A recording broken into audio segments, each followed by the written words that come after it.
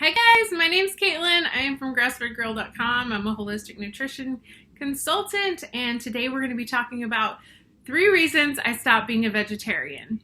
So we might have a bonus there, but we're going to have 3 reasons why I stopped being a vegetarian and what I'm doing now. So if that's interesting to you, stay tuned, and please subscribe and like this video and leave a comment down below when you watch the whole thing. So first things first, we'll start out with a little background. So I grew up on a standard American diet. I'm from the South. I was eating biscuits and macaroni and cheese and rice and gravy and, all the Southern comfort foods. And I was a chunky kid. My parents took me to Weight Watchers. I had a lot of trouble with my weight yo-yoing up and down when I was younger. My parents were also chronic dieters, so that's kind of how I grew up. I drank lots of Diet Coke, and I ate a lot of processed food, but then I also ate some healthy food, but mostly processed food, and I wasn't a vegetarian at all growing up. Now, my stepmom was into low-fat, so sometimes I would be with my grandmother who lived on the coast, and she would make me lots of fried food and stuff like that, and seafood and rice and just, kind of coastal Southern cuisine. Then when I was with my stepmom, it was like low fat, margarine, noodles with tomato sauce, and no very white meat chicken, no skin, no fat. So it was kind of like this. I had a little bit of both of those influences growing up. I'm sure you guys probably did too, because, in the 90s and the 80s when I grew up, it was all low fat, it's heart healthy and all that kind of stuff. So then when I got into college, I was still battling my weight. I had gained and lost weight several times. And then I got to be 240 pounds when I got to be in college and when I graduated. So it was kind of like it was just a scary moment when I walked across that stage, because I was so proud of myself for graduating, but I really didn't want to walk across the stage in front of all those people weighing 240 pounds. So I had to deal with that. But it kind of was like this aha moment for me where I was like, I'm going to lose weight for myself now, not because my parents want me to or because it's somebody else's idea. It's my idea. So I went to Weight Watchers again, but this time it was with a different motivation because it was coming from within. So I lost about 90 pounds on Weight Watchers over a year, and I was about 23 years old then.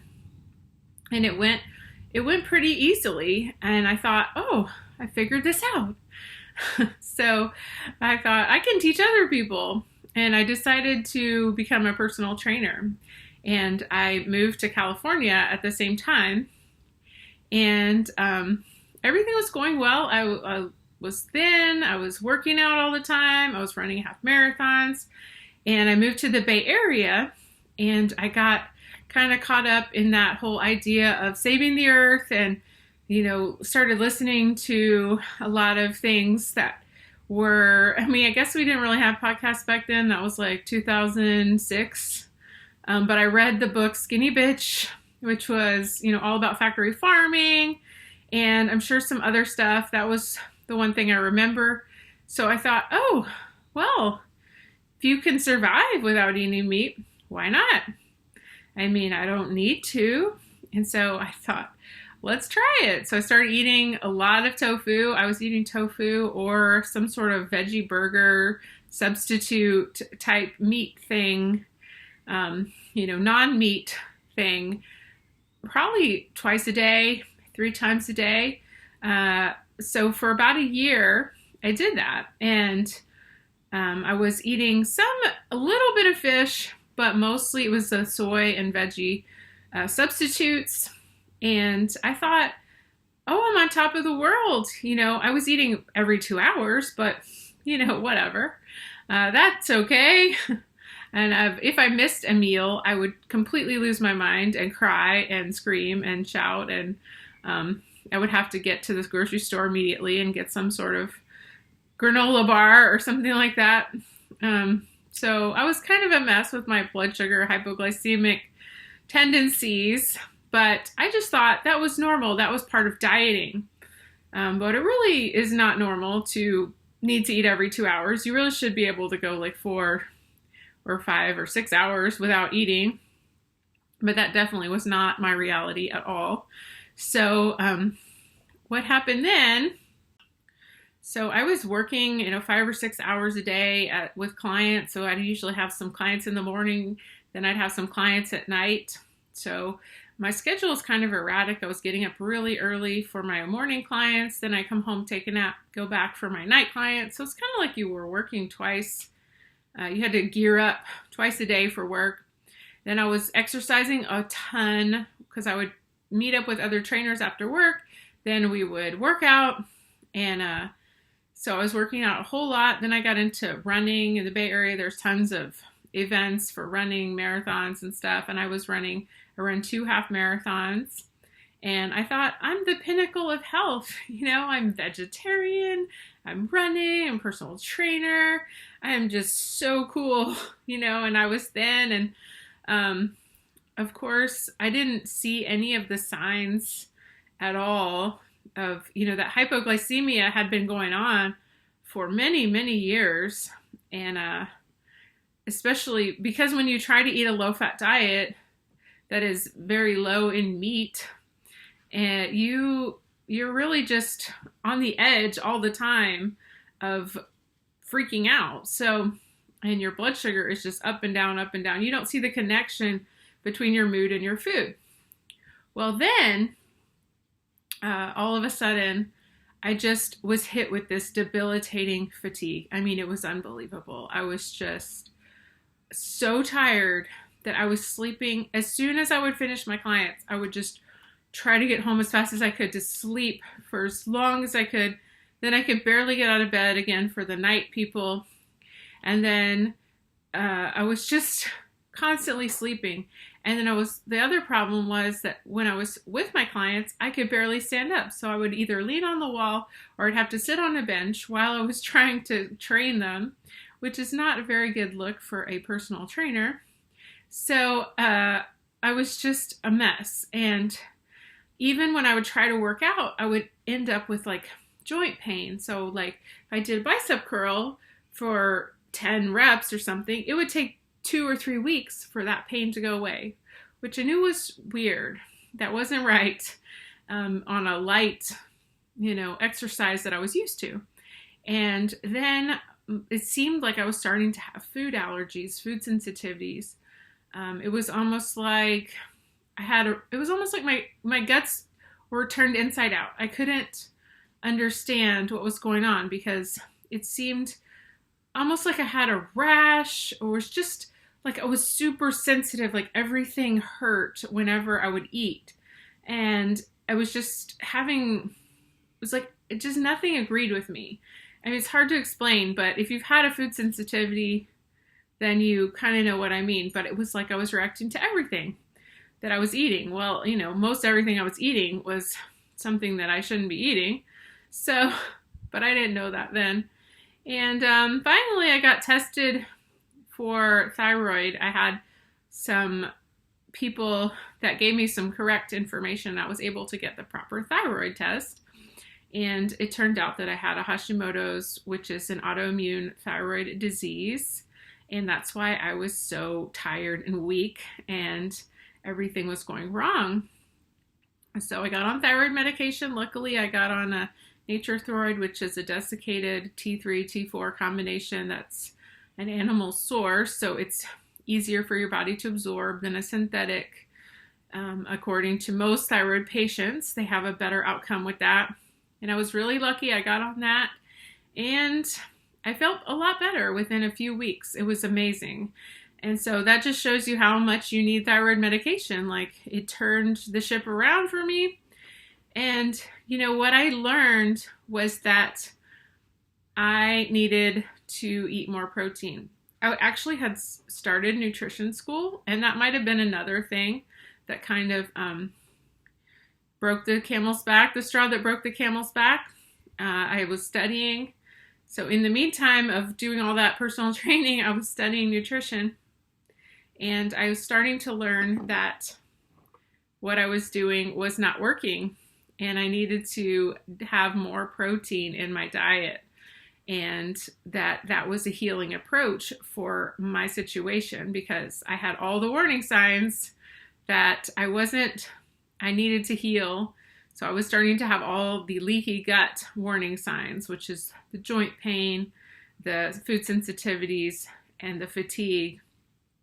And an autoimmune disease is also kind of goes along with an autoimmune disease. So it was a scary time, but I was lucky that I was around a lot of people that gave me the correct information to try to get better. So getting sick with Hashimoto's was really the first thing of why I stopped being a vegetarian. So I actually got some counseling from a further on student, so like a graduating student, and she looked at what I was eating, and she said, "You're eating way too many carbs. You need to eat more protein in the morning. You need to eat more fat. You need to start your day with fat and protein. You need to eat fat and protein all day long. And, that's why you're so tired all the time, and you have hypoglycemia, and, you're cranky and moody, and you have trouble recovering." So I was like, well, it's either them or me. If I need to eat more meat, then I will. I'm not going to starve myself just to save some animals. So it was a pretty easy choice for me. When she said you need to eat more meat, I was like, I'm sold. And when she said you need to eat more fat, I think, I was just starving on a cellular level. So I was just happy to hear that, honestly. I was just pretty miserable. And my husband was always getting on to me about eating the tofu and everything. So I was like, sure, sign me up. I'll eat better. I'll eat more meat. I'll eat more chicken, fish. I'll eat more ground beef, red meat. I don't care. I was just wanting to feel better so bad because I felt so terrible. So I was ready to change. And so sometimes you have to have that. You have to be hit over the head with illness almost to get it through your skull that you're more important than an animal.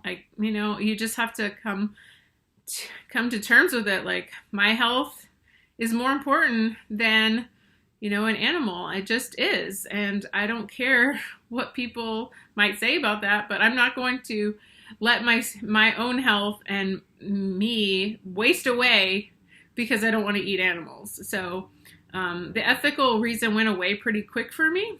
And then, so number 2 would be that I learned about regenerative agriculture. And it was actually pretty cool being in the Bay Area, because we have so many farmers markets, and I learned all these different farmers that, really did give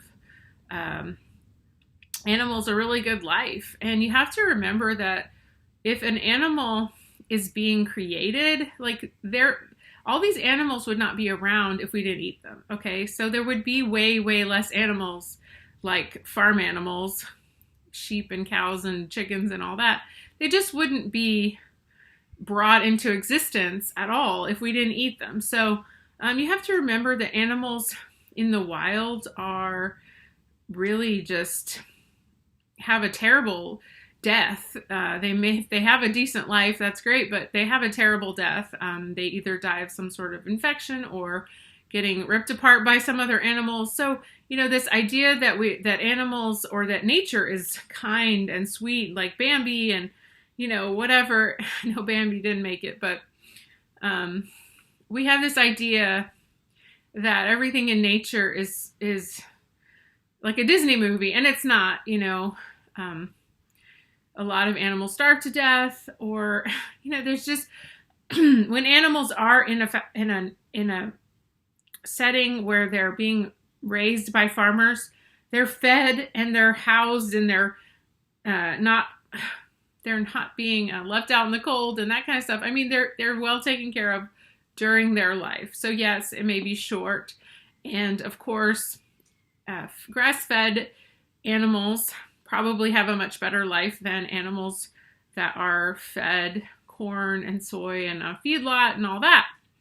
But either way, both animals are protected because they're a commodity, and they're not going to be, if they want to become profitable, then they have to survive a certain amount of time to go to the meat packing places and all that. So you can decide that with your own pocketbook. You can decide what's the most important for you, to have a grass-finished cow, or to eat a regular conventional cow. That's up to you. So you can vote with your pocketbook, and the more we do eat grass-fed beef, then the more it will be available and the more it will be affordable. And, I think we've learned that over the past year, where we've had a lot of shortages and stuff, that we can be integral in the system and make choices with our dollars. So, some interesting movies about this. Food Inc. was one where they really show kind of both sides of it, where they do show that there's an option to have sustainable ground beef and sustainable cows, and it can help the earth. If you're into like Weston A. Price and the Savory Institute, they have a lot of information about how agriculture can regenerate land that is unfarmable. There's just so much resources out there if you're wanting to learn more, and you can make a big difference if that's something that's important to you. And then, Diana Rogers, I just interviewed her about this, and she talks all about how you can, in her new movie, it's called, I think, Sacred Cow. And she has a book too that she wrote with Rob Wolf, and they're doing documentary. It's kind of in response to some of the vegan documentaries where it's a lot of misinformation about that cows are just causing methane problems and everything. But really the problem with cows is not the methane, it's conventional, the monocropping is a problem that adds to the methane, I think. And then also the just corporations in general with a lot of emissions and cars. Those are the big culprits that corporations don't care about the things that they're putting into the environment. And, it's really not the cows. It's like cows are like 2% of emissions, but the rest of the other industry is just so much more, so much worse. So it's not the cow, it's the how, is what Diana says. So definitely check out her documentary and her interview on my channel, and Rob Wolf. They're all doing amazing things. If you're interested in that, and Weston A. Price and Savory Institute is some good resources if you want to learn the truth about how cows affect the environment and agriculture and industrial agriculture and stuff. Even the feedlots are not as bad as they're made out to be by the vegan side of it. So really, when I learned about the connection between mood and energy, and that, taking out grains and tofu and soy would heal my gut, I was totally sold on it. And I was like, I don't need to be a vegetarian. I just want to heal myself. I'm so sick that I will do anything to feel better. I just wanted to have my energy back, have my mood be stabilized, have it to where I wasn't reacting to every single thing I ate. So I was just so ready to feel better that I was completely sold on not being a vegetarian. And it didn't take much, especially when I found out the truth about being a vegetarian, that, not eating all those grains and soy and just the products, all the products that are marketed to vegetarians are, very nutrient poor, and they're not going to help us when we do start having those backsliding on our health.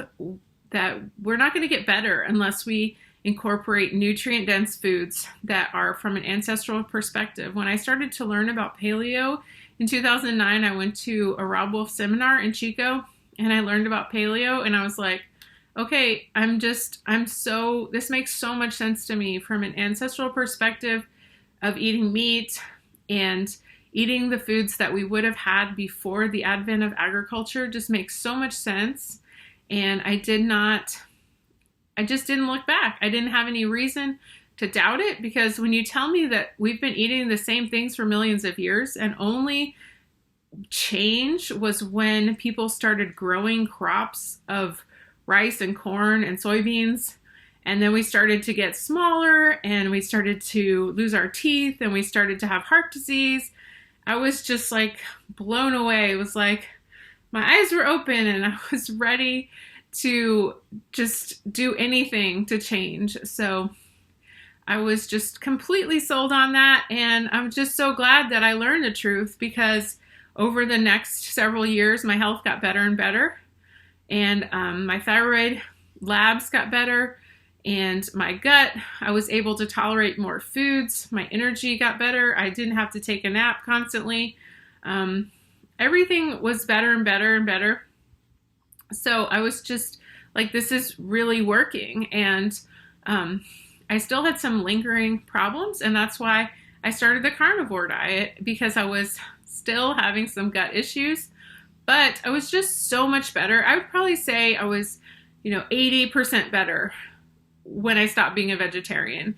And for the next 5 to 7 years, I was just feeling just amazing. I mean, I was still having a little bit of gut problems, but I was just so much better, and my outlook was better, my mood was better, my energy, I was better able to eat different foods. I mean, I was mostly eating meat and vegetables, and I was more on a kind of a low carb paleo diet, and I was just feeling so good. And so that tells me that I was able to absorb more nutrition from my food, and I wasn't needing to I know that when you eat a lot of soy, it blocks your thyroid hormone from being absorbed and being synthesized through your body. So I knew that was working better when I wasn't eating grains and soy and beans and all of those things. So I was just, to see the results immediately, doing paleo diet just made so much sense to me, and following an ancestral template for fixing my health was just so amazing. And so I was sold. And so if you're having health problems, definitely look into doing a paleo or keto type diet with a lot of ancestral foods, which is like meat and eggs. And, you could, if you're really feeling bad, you could eat some organ meats. Those things are all going to be so restorative for your system, for your gut. And, the final straw for me was to get started on the carnivore diet. So after many years on the paleo keto diet, I still had some gut issues. So I decided to try the carnivore diet. So what I did was follow this plan, and I actually wrote a book about it because I was so excited at the changes that I got when I started eating even more meat. So I started eating meat all day long, every day, and it changed my health. When I eliminated the veggies, I just saw another dramatic improvement, and my digestion improved so much because I was still having such bad problems with constipation.